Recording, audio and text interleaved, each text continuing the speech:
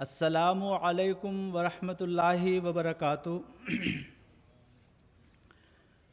اشہد ان لا الہ الا اللہ وحدہ لا شریک لہ واشہد ان محمدا عبدہ ورسولہ۔ اما بعد فاعوذ باللہ من الشیطان الرجیم۔ بسم اللہ الرحمن الرحیم۔ قرآنا عربیا غیر ذی عوج لعلہم یتقون۔ سورۃ الزمر آیت 29۔ ترجمہ: ایک عظیم، فصیح و بلیغ قرآن جس میں کوئی کجی نہیں تاکہ وہ تقوی اختیار کریں۔ حیات جاوداں ملتی ہے اس سے، کلام پاک ہی آب بقا ہے۔ قابل احترام صدر اجلاس اور معزز سامعین، تمہاری تمام فلاح اور نجات کا سرچشمہ قرآن میں ہے۔ حضرت اقدس مسیح موعود علیہ السلام کا یہ پیارا جملہ خاکسار کی تقریر کا موضوع ہے۔ اسلام ہی وہ واحد مذہب ہے جس نے اپنے متبعین کو حقیقی فلاح و نجات کی خوشخبری دی ہے، جبکہ دیگر مذاہب یا تو دائمی نجات کی منکر ہیں یا سچی نجات سے ناواقف ہیں۔ قرآن مجید نے فلاح کو کہیں جنت کا حصول اور رضائے الہی قرار دیا ہے تو کہیں گناہ سے اور غضب الہی سے بچنے کو اصل نجات کہا ہے۔ کامیابی اور نجات کے لیے قرآن میں کئی مقامات پر لفظ فلاح آیا ہے، جس کا اطلاق آخرت میں مستقل کامیابی اور دنیا میں آسودگی اور مطمئن زندگی سے ہوتا ہے۔ قرآن کریم کے مطالعے سے معلوم ہوتا ہے کہ ایمان، تقوی، ہدایات الہی کی پیروی، تزکیہ نفس، دین حق کے غلبہ کے لیے اجتماعی جدوجہد کرنا، گویا قرآن کریم کے تمام احکامات کی پابندی ہی فلاح اور نجات کا موجب ہے۔ حضرت مسیح موعود علیہ السلام فرماتے ہیں، تم ہوشیار رہو اور خدا کی تعلیم اور قرآن کی ہدایت کے برخلاف ایک قدم بھی نہ اٹھاؤ۔ میں تمہیں سچ سچ کہتا ہوں کہ جو شخص قرآن کے 700 حکم میں سے ایک چھوٹے سے حکم کو بھی ٹالتا ہے، وہ نجات کا دروازہ اپنے ہاتھ سے اپنے پر بند کرتا ہے۔ حقیقی اور کامل نجات کی راہیں قرآن نے کھولیں اور باقی سب اس کے ذل تھے۔ سو تم قرآن کو تدبر سے پڑھو اور اس سے بہت ہی پیار کرو، ایسا پیار کہ تم نے کسی سے نہ کیا ہو، کیونکہ جیسا کہ خدا نے مجھے مخاطب کر کے فرمایا کہ الخیر کلہ فی القرآن، کہ تمام قسم کی بھلائیاں قرآن میں ہیں، یہی بات سچ ہے۔ افسوس ان لوگوں پر جو کسی اور چیز کو اس پر مقدم رکھتے ہیں۔ تمہاری تمام فلاح اور نجات کا سرچشمہ قرآن میں ہے۔ کوئی بھی تمہاری ایسی دینی ضرورت نہیں جو قرآن میں نہیں پائی جاتی۔ تمہارے ایمان کا مصدق یا مکذب قیامت کے دن قرآن ہے، اور بجز قرآن کے آسمان کے نیچے اور کوئی کتاب نہیں جو بلا واسطہ قرآن تمہیں ہدایت دے سکے۔ خدا نے تم پر بہت احسان کیا ہے جو قرآن جیسی کتاب تمہیں عنایت کی، پس اس نعمت کی قدر کرو جو تمہیں دی گئی۔ یہ نہایت پیاری نعمت ہے، یہ بڑی دولت ہے۔ اگر قرآن نہ آتا تو تمام دنیا ایک گندے مضغے کی طرح تھی۔ قرآن وہ کتاب ہے جس کے مقابل پر تمام ہدایتیں ہیچ ہیں۔ کشتی نوح۔ سامعین کرام، اللہ تعالیٰ قرآن کریم میں فرماتا ہے، ما فرطنا فی الکتاب من شیء، یعنی ہم نے کتاب میں کوئی چیز بھی نظر انداز نہیں کی۔ حضور اکرم صلی اللہ علیہ وسلم نے فرمایا، تلاوت قرآن کا اہتمام کرو کہ یہ دنیا میں نور ہے اور آخرت میں ذخیرہ۔ جو شخص اسے آگے رکھے یعنی اس کی تعلیمات پر عمل کرے، یہ اسے جنت کی طرف کھینچتا ہے، اور جو اسے پس پشت ڈال دے یہ اسے جہنم میں گرا دیتا ہے۔ المستدرک۔ حضرت عمر رضی اللہ تعالی عنہ سے مروی ہے کہ رسول اللہ صلی اللہ علیہ وسلم نے فرمایا، اللہ تعالیٰ اس کتاب کے ذریعے بہت سی قوموں کو اونچا اٹھاتا ہے اور دوسری قوموں کو اس پر عمل نہ کرنے کی وجہ سے نیچے گراتا ہے۔ صحیح مسلم۔ پس قرآن کریم دستور ہدایت اور آئین فلاح و سعادت ہے۔ جس طرح حضرت محمد مصطفیٰ صلی اللہ علیہ وسلم کی ذات گرامی میں تمام اعلیٰ اوصاف، خصائص و محاسن جمع کر دیے گئے، اسی طرح قرآن کریم بھی وہ سرچشمہ ہدایت ہے جو تمام الہامی علوم کی جامع کتاب ہے۔ اس میں ہر دور اور ہر عہد کے تمام مسائل کا حل موجود ہے۔ اس کی پیروی فلاح اور نجات کی یقینی ضمانت ہے۔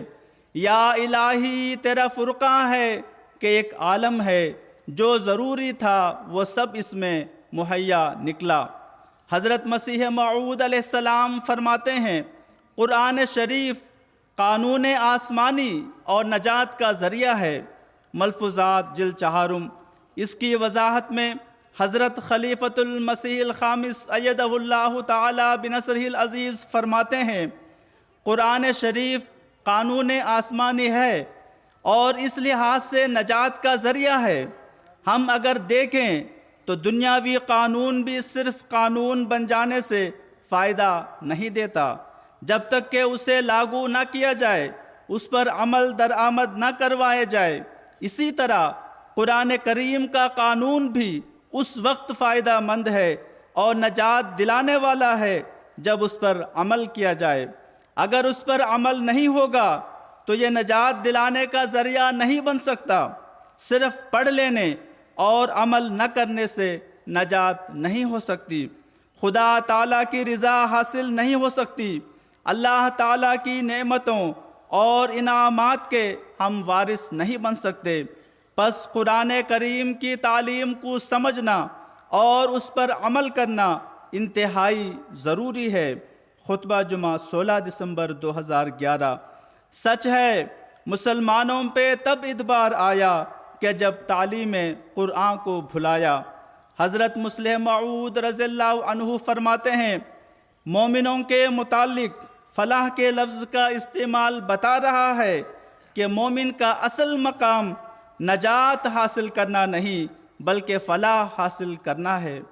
نجات جس کے اصل معنی تکلیفوں اور دکھوں سے بچ جانے کے ہیں، بے شک ایک خوبی ہے، مگر اس سے بڑی خوبی یہ ہے کہ انسان اپنے مقصد کو حاصل کر لے۔ اسلام صرف یہ تعلیم نہیں دیتا کہ تم نجات حاصل کرو، بلکہ وہ اس سے بھی بلند تر مقصد مومنوں کے سامنے رکھتا ہے اور کہتا ہے کہ تم فلاح حاصل کرنے کی کوشش کرو، کیونکہ جب انسان دشمن پر کامیابی حاصل کر لے گا تو یہ لازمی امر ہے کہ وہ اس کے حملے سے بھی بچ جائے گا۔ پس فلاح ایک ایسا مقام ہے جس میں نجات بھی شامل ہے، اور فلاح یہ ہے کہ انسان اس مقصد کو حاصل کر لے جس کے لیے وہ پیدا کیا گیا ہے۔ یہ ظاہر ہے کہ انسان اس غرض کے لیے پیدا کیا گیا ہے کہ وہ صفات الہیہ کا مظہر بن جائے، اور خدا تعالیٰ سے ملنے کی جو تڑپ انسانی فطرت میں رکھی گئی ہے اس کے مطابق وہ اپنے محبوب حقیقی کا قرب حاصل کر لے۔ یہی وہ مقصد ہے جسے اللہ تعالیٰ نے وَمَا خَلَقْتُ الْجِنَّ وَالْإِنسَ إِلَّا لِيَعْبُدُونَ میں بیان فرمایا ہے۔ پس فلاح یہ ہے کہ انسانی پیدائش کا مقصد حاصل ہو جائے اور اللہ تعالیٰ کی رضا انسان حاصل کر لے۔ تفسیر کبیر جلد 8۔ تو نے سکھایا فرقاں جو ہے مدار ایمان، جس سے ملے ہے عرفاں اور دور ہووے شیطاں۔ آئیے اب اس زاویے سے قرآن کریم کے احکام و محاسن پر وقت کی رعایت سے ایک طائرانہ نظر ڈالتے ہیں۔ حضرت عمر رضی اللہ تعالی عنہ کی خلافت کے مبارک دور میں ایک جنگ کے دوران خسرو پرویز کے پوتے یزدجرد شاہ ایران نے عرب کی سابقانہ وحشیانہ اور غریبانہ حالت بتا کر مسلمانوں کو جنگ چھوڑنے کے لیے لالچ دی۔ تب حضرت مغیرہ بن زرارہ رضی اللہ تعالی عنہ نے کہا، ہم واقع میں ایک وحشی اور مردار خوار قوم تھے، سانپ اور بچھو اور ٹڈیاں اور چھپکلیاں تک کھا جاتے تھے، لیکن اللہ تعالیٰ نے ہم پر فضل کیا اور اس نے اپنا رسول ہماری ہدایت کے لیے بھیجا۔ ہم اس پر ایمان لائے اور ہم نے اس کی باتوں پر عمل کیا، جس کا نتیجہ یہ ہوا کہ اب ہم میں ایک انقلاب پیدا ہو چکا ہے اور اب ہم میں وہ خرابیاں موجود نہیں جن کا آپ نے ذکر کیا ہے۔ ہماری آپ سے جنگ شروع ہو چکی ہے، اب اس کا فیصلہ میدان جنگ میں ہی ہوگا۔ دنیاوی مال و متاع کا لالچ ہمیں اپنے ارادے سے باز نہیں رکھ سکتا۔ یزدجرد نے یہ بات سنی تو اسے سخت غصہ آیا اور اس نے ایک نوکر سے کہا کہ جاؤ اور مٹی کا بورا لے آؤ۔ مٹی کا بورا آیا تو اس نے اسلامی وفد کے سردار کو آگے بلایا اور کہا، چونکہ تم نے میری پیشکش کو ٹھکرا دیا ہے، اس لیے اب اس مٹی کے بورے کے سوا تمہیں اور کچھ نہیں مل سکتا۔ وہ صحابی نہایت سنجیدگی کے ساتھ آگے بڑھے اور مٹی کا بورا اپنی پیٹھ پر اٹھا لیا اور تیزی کے ساتھ اس کے دربار سے نکل کھڑے ہوئے اور اپنے ساتھیوں کو بلند آواز سے کہا، آج ایران کے بادشاہ نے اپنے ہاتھ سے اپنے ملک کی زمین ہمارے حوالے کر دی ہے۔ بادشاہ نے جب ان کا یہ نعرہ سنا تو وہ کانپ اٹھا اور اس نے اپنے درباریوں سے کہا، دوڑو اور مٹی کا بورا ان سے واپس لے آؤ۔ یہ تو بڑی بدشگونی ہوئی کہ میں نے اپنے ہاتھ سے اپنے ملک کی مٹی ان کے حوالے کر دی ہے۔ مگر وہ اس وقت تک گھوڑوں پر سوار ہو کر بہت دور نکل چکے تھے، لیکن آخر وہی ہوا جو انہوں نے کہا تھا اور چند سال کے اندر اندر سارا ایران مسلمانوں کے ماتحت آ گیا۔ حضرت مسلم موعود رضی اللہ عنہ فرماتے ہیں، یہ عظیم الشان تغیر جو مسلمانوں میں پیدا ہوا کیوں پیدا ہوا؟ اسی لیے کہ قرآنی تعلیم نے ان کے اخلاق اور ان کی عادات میں ایک انقلاب پیدا کر دیا تھا۔ ان کی سفلی زندگی پر اس نے ایک موت طاری کر دی تھی اور انہیں بلند کردار اور اعلیٰ درجہ کے اخلاق کی سطح پر لا کر کھڑا کر دیا تھا۔ تفسیر سورۃ المومنون۔ والذین هم عن اللغو معرضون، یعنی لغو سے اعراض کرنے والے مومن فلاح پانے والے ہیں کی تفسیر میں حضرت مسلم موعود رضی اللہ عنہ فرماتے ہیں کہ مومن وقت ضائع نہیں کرتا، زینت کے اشیاء پر اس قدر مال خرچ نہیں کرتا کہ قوم کی دولت ضائع ہو جائے۔ رسول کریم صلی اللہ علیہ وسلم نے فرمایا کہ مرد زیور نہ پہنے، ریشم نہ پہنے، سونے اور چاندی کے برتن استعمال نہ کریں۔ میں تو سمجھتا ہوں کہ یورپین لوگوں کو اگر آج پتہ لگے کہ کسریٰ کا قالین ان کو مل رہا ہے تو شاید اس کے لیے وہ 1 کروڑ روپے بھی دے دیں، لیکن مسلمانوں کے نزدیک اس کی اتنی حیثیت تھی کہ ایک جنگ میں کسریٰ نے کہا کہ مسلمان افسر میرے پاس لائے جائیں، میں ان کے ساتھ خود بات چیت کرنا چاہتا ہوں۔ اس پر صحابہ کا ایک وفد اس کے پاس گیا اور ان کے سردار اپنے بھدے جوتوں کے ساتھ قالین پر اپنا نیزہ مارتے ہوئے اس کے پاس پہنچے۔ بادشاہ ان کی اس حرکت کو دیکھ کر حیران ہو گیا اور کہنے لگا، آپ لوگوں میں کوئی تمیز ہی نہیں۔ حالانکہ حقیقت یہ تھی کہ وہ بادشاہ ہو کر بھی قالین کی عزت کرتا تھا اور مسلمان غریب ہو کر بھی صرف خدا کی عزت کرتا تھا، اور وہ صرف اس چیز کی عزت کرتا تھا جس کی خدا عزت کرتا تھا۔ پھر فرمایا، جو مومن زکوٰۃ کا حق ادا کرتے ہیں، اپنی امانتوں اور اپنے عہد کی نگرانی کرتے ہیں، وہ بھی فلاح پانے والے ہیں۔ غزوہ خیبر میں ایک یہودی رئیس کا گلہ بان مسلمان ہوا تو اس کو پہلا سبق حضرت صلی اللہ علیہ وسلم نے یہ دیا کہ بکریوں کا منہ یہودیوں کے قلعے کی طرف کر دو اور ان کو ادھر دھکیل دو۔ چنانچہ اس نے ایسا ہی کیا تو بکریاں قلعے کے پاس چلی گئیں، جہاں سے قلعے والوں نے ان کو اندر داخل کر لیا۔ امانت کی ادائیگی فلاح کی ضمانت ہے۔ صحابہ نے اس پر سختی سے عمل کیا کہ عیسائیوں کا مرکزی شہر حمص پر مسلمانوں کا قبضہ ہوا تو ان کی جان و مال کی حفاظت کے لیے لاکھوں روپے عیسائیوں سے بطور ٹیکس وصول کیا، لیکن جب ان کی جنگی مصلحت کے تحت شہر خالی کرنا پڑا تو وہاں کے ذمہ دار افراد کو بلا کر سارا روپیہ واپس کر دیا۔ تاریخ بتاتی ہے کہ اس واقعے نے عیسائیوں کے قلوب پر ایسا گہرا اثر چھوڑا کہ جب مسلمانوں کا لشکر شہر سے نکلا تو وہ ساتھ ساتھ الوداع کہنے کے لیے چل پڑے۔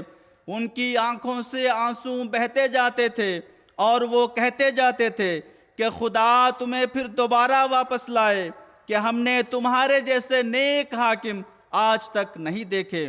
اسی طرح اسلام نے حکومت کو بھی امانت قرار دیا ہے۔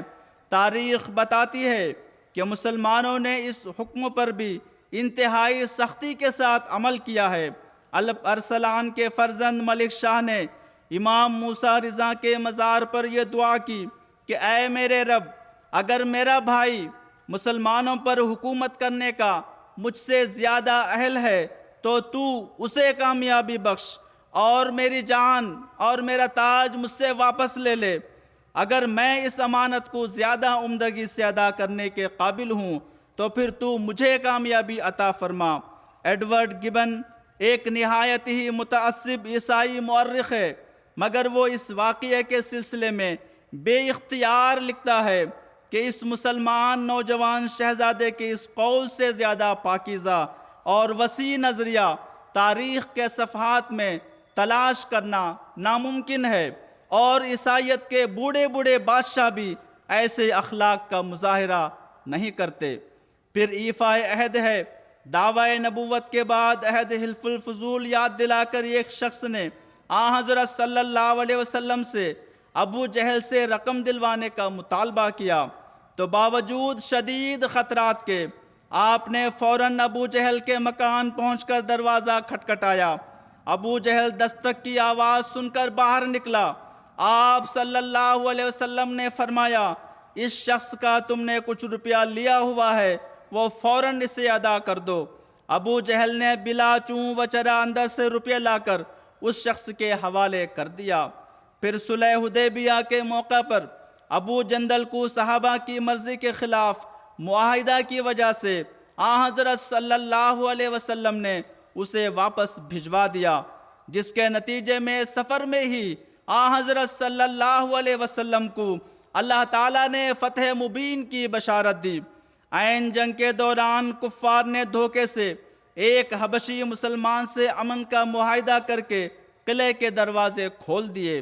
جب مسلمان کمانڈر نے کہا کہ معاہدہ میرے ساتھ ہونا تھا، اس پر اختلاف بڑھا تو اسلامی فوج کے کمانڈر نے حضرت عمر رضی اللہ تعالیٰ عنہ کو یہ تمام واقعہ لکھ کر رہنمائی چاہی تو حضرت عمر نے جواب دیا کہ اللہ تعالیٰ نے وفائے عہد کو بڑی عظمت و اہمیت دی ہے، سو تم اس عہد کو پورا کرو اور اس وقت تک اس عہد پر قائم رہو جب تک کہ فریق ثانی خود اس عہد کی خلاف ورزی نہ کرے۔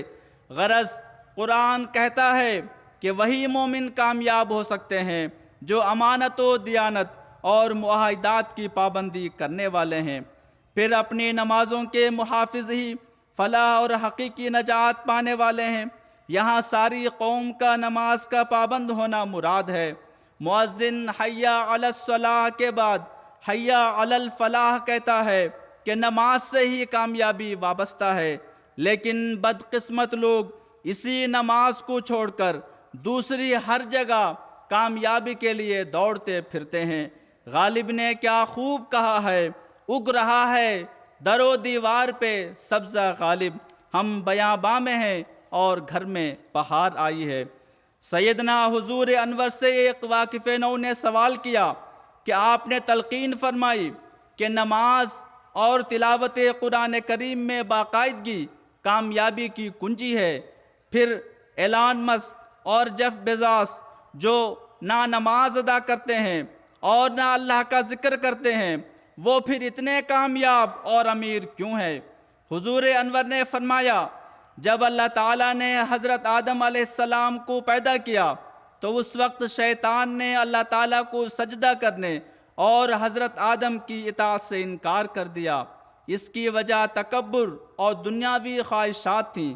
ایک متقی شخص کو آخرت میں جزا دی جائے گی اور ان دنیاوی لوگوں کو ان کا اجر اسی دنیا میں مل جاتا ہے۔ اسی لیے حضور صلی اللہ علیہ وسلم نے فرمایا کہ ایسے لوگوں کی دائیں آنکھ اندھی ہے، یعنی ایسے لوگوں کا مذہب علم اور مذہب کی آنکھ اندھی ہے، اور ایسے لوگوں کی بائیں آنکھ کام کرتی ہے، یعنی وہ دنیاوی لحاظ سے ترقی پائیں گے۔ اگر آپ کی زندگی کا مقصد محض دنیاوی مفاد حاصل کرنے ہیں تو پھر آپ نماز اور اسلام کو چھوڑ کر کوئی بھی کام کر سکتے ہیں جس کا آپ کو دل کرے۔ لیکن اگر آپ کو اس بات پر ایمان ہو کہ موت کے بعد بھی ہماری ایک زندگی ہے جو ایک دائمی زندگی ہے، تو پھر آپ کو اس دنیا میں بھی اور آخرت میں بھی اللہ کا پیار حاصل ہوگا۔ روزنامہ الفضل آن لائن 9 دسمبر 2022۔ حضرت مسیح موعود علیہ السلام فرماتے ہیں، نماز پڑھو کہ وہ تمام سعادتوں کی کنجی ہے۔ ازالہ اوہام۔ نیز فرمایا، اگر سارا گھر غارت ہوتا ہو تو ہونے دو، مگر نماز کو ترک مت کرو۔ یہ دین کو درست کرتی ہے، اخلاق کو درست کرتی ہے، دنیا کو درست کرتی ہے۔ ملفوظات جلد سوم۔ رغبت دل سے ہو پابند، نماز و روزہ نظر انداز کوئی حصہ احکام نہ ہو۔ معزز سامعین، قرآن کریم اعلان کرتا ہے کہ فلاح پانے والے لوگ وہ ہیں جو بھلائی کی طرف بلاتے رہیں، اچھی باتوں کی تعلیم دیں، بری باتوں سے روکیں، جن کے اعمال کے پلڑے بھاری ہوں، اس رسول نبی امی پر ایمان لاتے ہوں، اسے عزت دیتے ہوں، اس کی مدد کرتے ہوں، اس نور کی پیروی کرتے ہوں جو اس کے ساتھ اتارا گیا، اپنے اموال و نفوس کے ساتھ جہاد کرتے ہوں، جنہوں نے کہا ہم نے سنا اور اطاعت کی، قریبی، مسکین اور مسافر کا حق ادا کرتے ہوں، جن سے اللہ راضی ہوا اور وہ اللہ سے راضی ہوئے، اللہ کی نعمتوں کو یاد کرنے والے، تقوی اختیار کرنے والے، سود نہ کھانے والے، صبر کرتے ہوئے صبر کی تلقین کرنے والے، سرحدوں کی حفاظت پر مستعد رہنے والے، اللہ کے قرب کا وسیلہ ڈھونڈنے والے، مدہوش کرنے والی چیز جوا، بت پرستی اور تیروں سے قسمت آزمائی جیسے سب ناپاک شیطانی عمل سے بچنے والے، جہاد میں ثابت قدم رہتے ہوئے اللہ کو کثرت سے یاد کرنے والے، ایمان کے ساتھ اعمال صالحہ بجا لانے والے، نفس کی خساست سے بچنے والے، نفس کو پاک کرنے والے، انصار مہاجرین میں سے سابقون الاولون فلاح پانے والے ہیں۔ نظریں نیچی رکھنے والی، زینت کو چھپانے والی عورتیں کامیاب ہونے والی ہیں، لیکن اللہ کی آیات کی تکذیب کرنے والے جادوگر، ظالم، جھوٹ بولنے والے اور غیر اللہ کو پکارنے والے کامیاب نہیں ہو سکتے۔ سورۃ المؤمنون کی آیت 72، بل اتیناہم بذکرہم فہم عن ذکرہم معرضون کی تفسیر میں حضرت مسلم موعود رضی اللہ عنہ فرماتے ہیں، قرآن کریم کو ذکر قرار دے کر اس امر کی طرف اشارہ فرمایا گیا ہے کہ یہ کتاب نہ صرف ذاتی کمالات کے لحاظ سے ایک عظیم الشان شرف اور عظمت رکھتی ہے، بلکہ جو لوگ سچے دل سے اس پر ایمان لائیں گے وہ بھی دنیا میں معزز اور مکرم ہو جائیں گے۔ چنانچہ دیکھ لو، محمد رسول اللہ صلی اللہ علیہ وسلم ایک ایسی قوم کی طرف آئے تھے جو غیر متمدن اور تہذیب و شائستگی کے اصول سے بالکل بیگانہ تھی اور ہر قسم کی خرابیاں اس میں پائی جاتی تھیں۔ مگر محمد رسول اللہ صلی اللہ علیہ وسلم کی اتباع اور قرآن کریم کی برکت سے وہ تھوڑے دنوں میں ہی دنیا کے معلم اور استاد بن گئے اور ایک نئی تہذیب اور تمدن کی انہوں نے بنیاد ڈال دی۔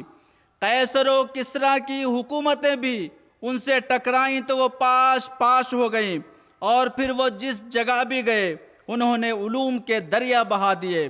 غرض قرآن کریم نے مسلمانوں کو اس قدر شرف بخشا اور اس قدر بزرگی دی کہ وہ دنیا کے معلم اور رہنما بن گئے۔ تفسیر کبیر۔ نگاہ جن کی زمین پر تھی نہ آسماں کی جنہیں خبر تھی، خدا سے ان کو جا ملایا، دکھائی ایسی رہ خدا ہے۔ سامعین،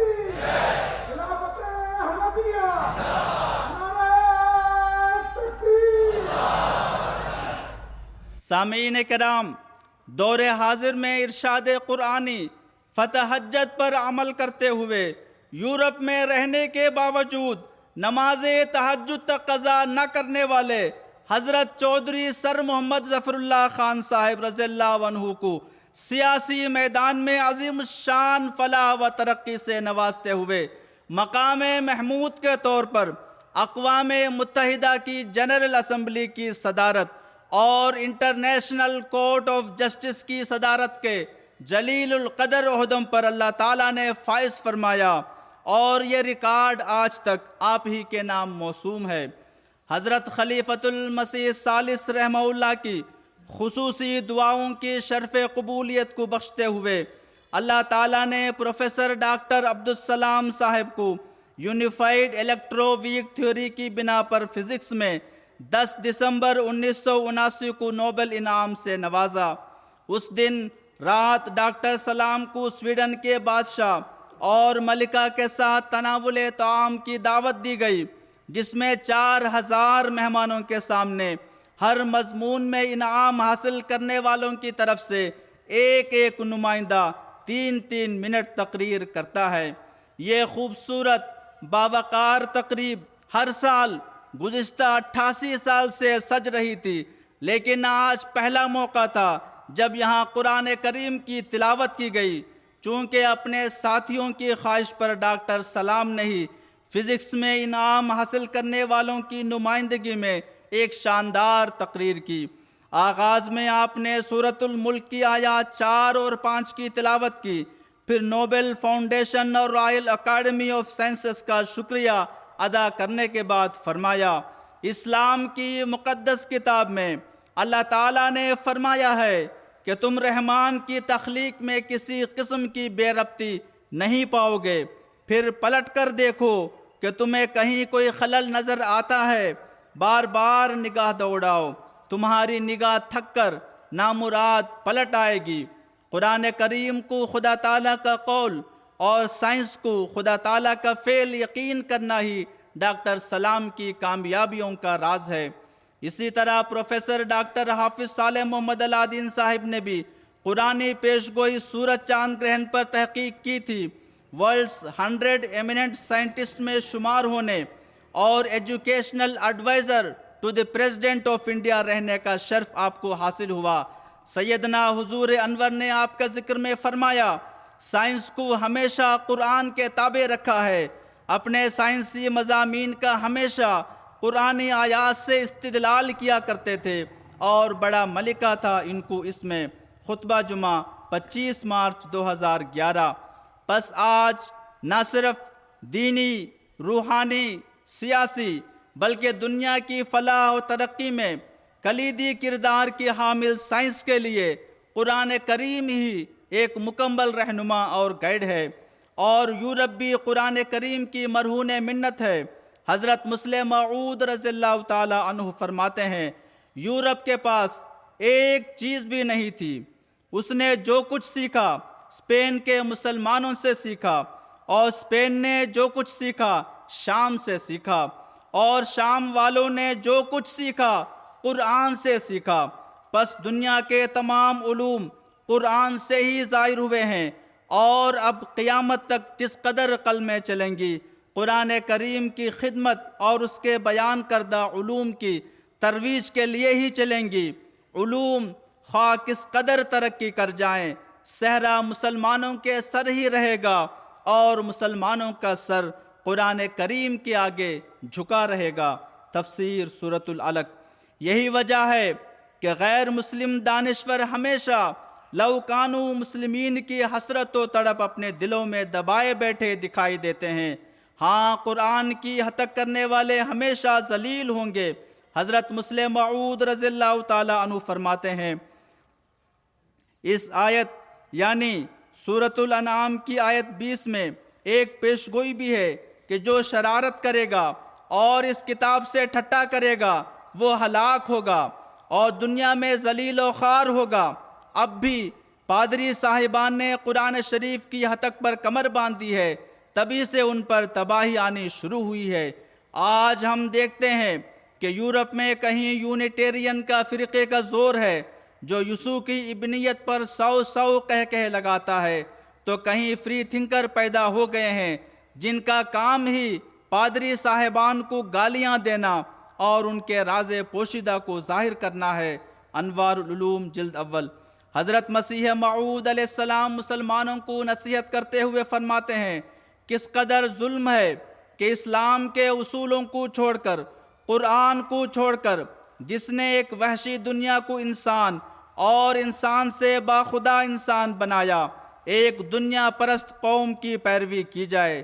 جو لوگ اسلام کی بہتری اور زندگی مغربی دنیا کو قبلہ بنا کر چاہتے ہیں وہ کامیاب نہیں ہو سکتے۔ کامیاب وہی لوگ ہوں گے جو قرآن کریم کے ماتحت چلتے ہیں۔ قرآن کو چھوڑ کر کامیابی ایک ناممکن اور محال امر ہے۔ ملفوظات جلد دوم۔ معزز حضرات، اسلام کے دور اول میں حضرت عمر رضی اللہ تعالیٰ عنہ کی طرح اور دور آخر میں بشیر آرچرڈ کی طرح قرآن کریم کے اثر سے اسلام و ایمان کی دولت سے مالا مال ہو کر اس ورلی اور اخروی زندگی میں فلاح و نجات پانے والی بے شمار سعید روحیں ہیں۔ آج تمام دنیا کو بلا لحاظ مذہب و ملت سچی فلاح و نجات دلانے کی خاطر خلفائے احمدیت کی روحانی قیادت میں زمینی و آسمانی ذرائع ابلاغ سے قرآن کریم کی حسین و امن بخش تعلیمات کو جماعت احمدیہ اکناف عالم میں پھیلا رہی ہے۔ خاکسار دو مختصر اقتباس پیش کر کے اپنی تقریر ختم کرے گا۔ حضرت مسیح موعود علیہ السلام فرماتے ہیں، اب سب کتابیں چھوڑ دو اور رات دن کتاب اللہ کو پڑھو۔ بڑا بے ایمان ہے وہ شخص جو قرآن کریم کی طرف التفات نہ کرے اور دوسری کتابوں پر ہی رات دن جھکا رہے۔ ہماری جماعت کو چاہیے کہ قرآن کریم کے شغل اور تدبر میں جان و دل سے مصروف ہو جائیں۔ اس وقت قرآن کریم کا حربہ ہاتھ میں لو تو تمہاری فتح ہے۔ تفسیر سورۃ البقرہ آیت 186۔